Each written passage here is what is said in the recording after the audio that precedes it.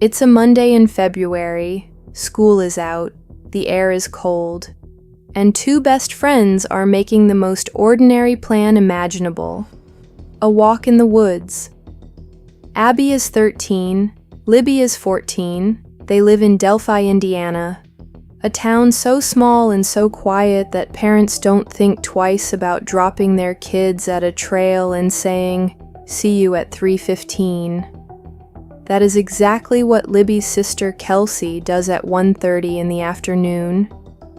She watches them walk toward the trailhead. She drives away. She will never see both of them alive again. The Monon High Bridge sits over Deer Creek like something out of another century. Old iron and rotting wood stretching through bare winter trees. It is remote, beautiful, the kind of place teenagers go because it feels like it belongs to them. The girls walk out onto it.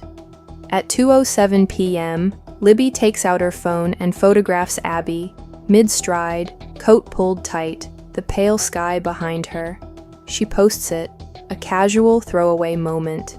Neither of them knows it is the last photograph ever taken of Abby Williams. 3:15 arrives. Libby's father pulls up to the pickup spot. He looks around. No girls. He waits.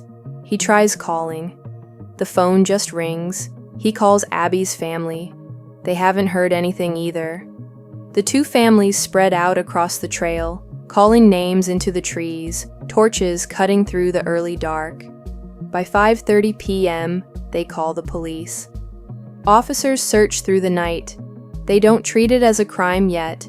Teenagers wander. Teenagers lose track of time. There's probably a simple explanation. There isn't. The next morning, Valentine's Day, a search team finds the bodies of both girls on the north bank of Deer Creek, half a mile from the bridge.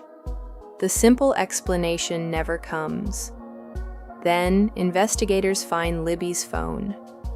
And everything they thought they knew about this case shifts beneath their feet. In those final minutes on that bridge, with a stranger approaching, with nowhere to run, 14-year-old Libby German made a decision. She didn't scream, she didn't freeze. She slipped her phone out and pressed record. The camera captured him, dark jacket, jeans, hands in his pockets, walking toward them with the slow, deliberate certainty of someone who has already decided what he is going to do. And then his voice, low, flat. 3 words. Down the hill. Police watch the footage and they go quiet. This girl, this 14-year-old girl, had filmed her own killer. In the most terrifying moment of her life, she had the clarity to do the one thing that would eventually bring him to justice. They call her a hero at the press conference. Their voices are tight when they say it.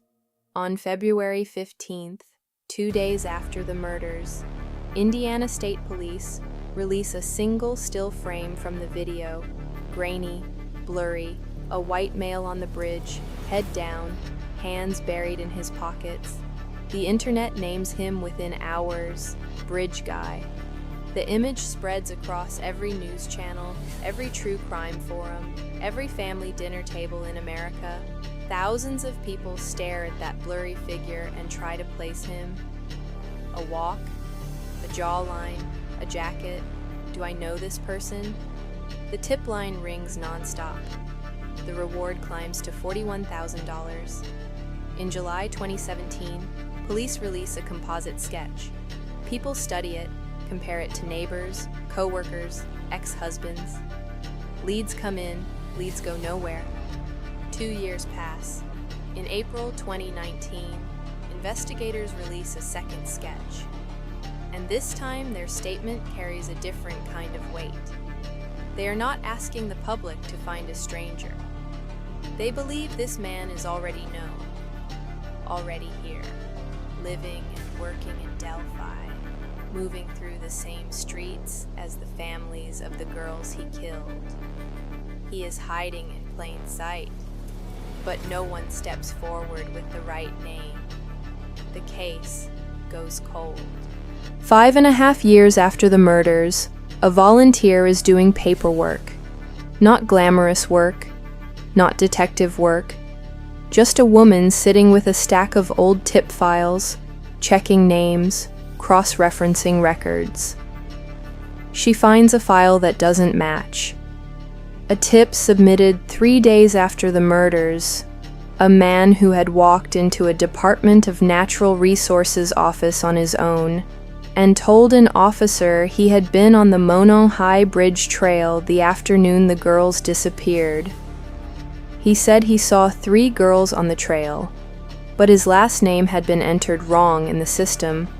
One small clerical error. Because of it, the file was marked cleared. No follow-up, no investigation. For 5.5 years, this tip had been sitting in the wrong folder. The volunteer pulls it out. She figures out whose name it actually belongs to. Richard Allen. Investigators go back to the beginning with fresh eyes, and what they find builds slowly, piece by piece, like pressure accumulating in a closed room. The bullet first, a single .40 caliber round, unspent, found lying between the bodies of the 2 girls. Forensic examiners trace it through the specific marks pressed into the casing to one gun, a gun owned by Richard Allen. Then the witnesses. A woman who had been on the trail that afternoon. She remembers a man walking away from the direction of the bridge. Muddy, jacket dark with something she didn't want to think too hard about at the time. Then the car, parked near the trailhead at an angle that made no sense unless you were trying to hide something. The description matches a vehicle Allen owned in 2017. And then, the confessions. Not one, not a slip of the tongue under pressure. Over the months that follow his arrest, Richard Allen confesses more than 60 times. To his wife on the phone, to his mother, to a prison psychologist, to the warden, to other inmates, in letters, in conversation, over and over, in different words, to different people, the same admission, 60 times. A state police trooper who has spent months listening to Allen's prison calls, over 700 of them, delivers his conclusion at trial with quiet certainty. The voice of Bridge Guy is the voice of Richard Allen.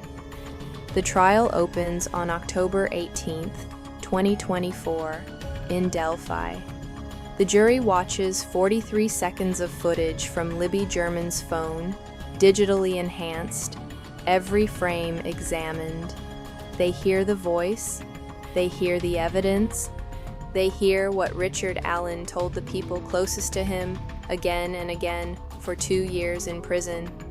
On November 11th, 2024, 7 years, 8 months, and 29 days after Abby and Libby walked onto that bridge, the jury files back in, guilty on all counts.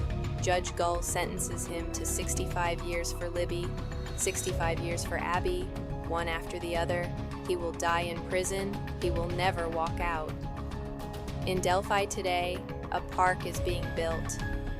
The L and A Park Foundation, L for Libby, A for Abby, is creating something permanent north of the town. A place for children to run and play and exist in the way those 2 girls never got to. Their school library carries their names on the wall now, and across Indiana, some of those orange porch lights are still on, not out of fear anymore, out of memory. Libby German was 14 years old. She was terrified. She was out of options. And in that moment, she made a choice. Quiet, deliberate, brave, beyond any measure, that would echo for 8 years and end in a courtroom verdict. She couldn't save herself, but she saved the case. Remember her name. Remember Abby's name.